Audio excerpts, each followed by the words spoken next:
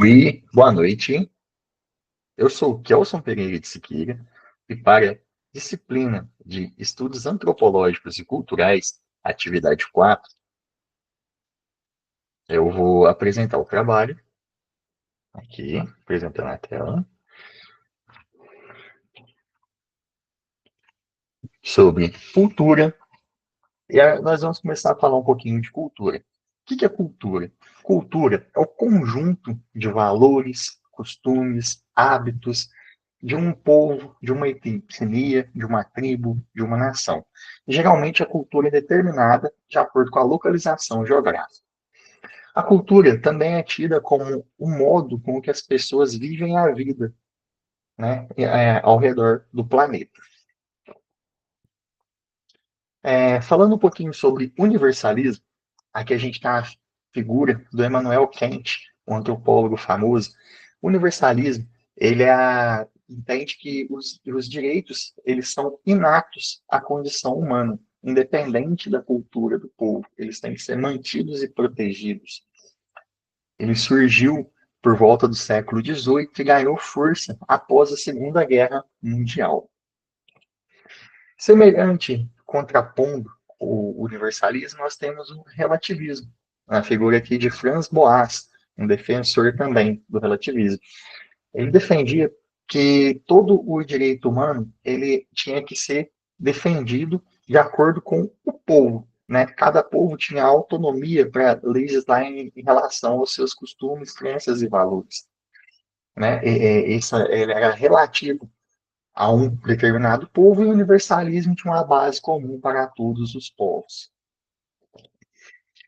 E aqui a gente tem o multiculturalismo, na figura da Nancy Fraser e da Sheila Ben-Habib. Né? O universalismo ele busca um ponto de equilíbrio entre o universalismo e o relativismo. Né? Ele tem alguns pontos em comum para todas as pessoas, e ele busca essa harmonia, levando em consideração os princípios, os valores e as diferenças culturais entre os povos.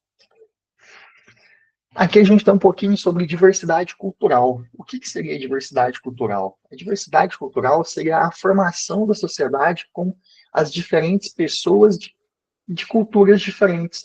Então, é a integração, é a sinergia, é o movimento, o trabalho, o relacionamento entre as pessoas de diferentes culturas, diferentes povos e etnias. Orientação sexual, religião, nacionalidade, entre outras coisas. Aqui tem uma figura representando isso. Né? A gente vê pessoas bem diversas, de vários, cada um de uma etnia, de um povo, de uma nação. E aí a gente vem aqui. Quais são as alterações que a gente pode perceber na sociedade com essa diversidade cultural, com a pluralização social?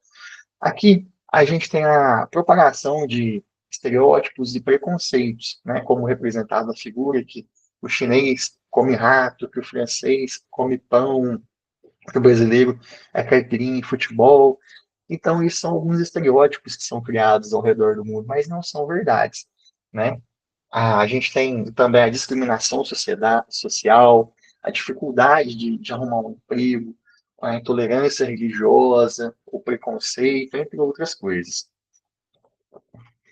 E a gente também tem os pontos, a gente pode destacar aqui os pontos favoráveis e desfavoráveis ao processo da diversificação cultural.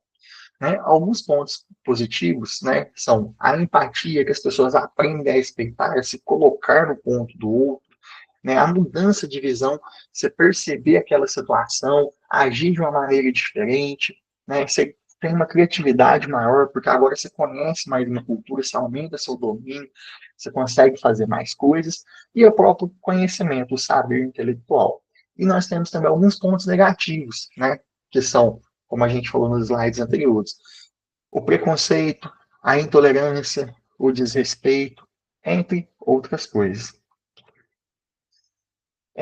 E aqui, como que o departamento pessoal das empresas ele pode ser afetado com a diversificação cultural?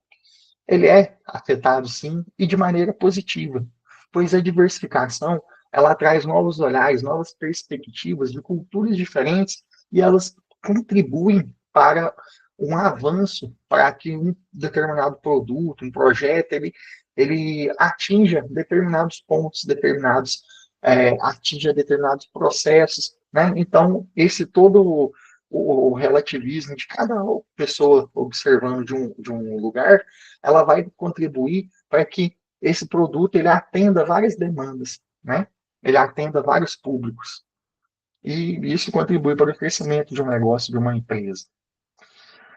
E aqui, uma frase para encerrar, essa é uma figura do Branislaw Malinowski.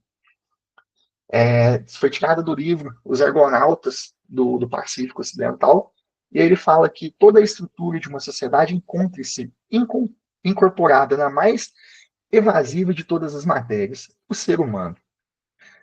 Com isso é só a minha apresentação, eu encerro por aqui e muito obrigado.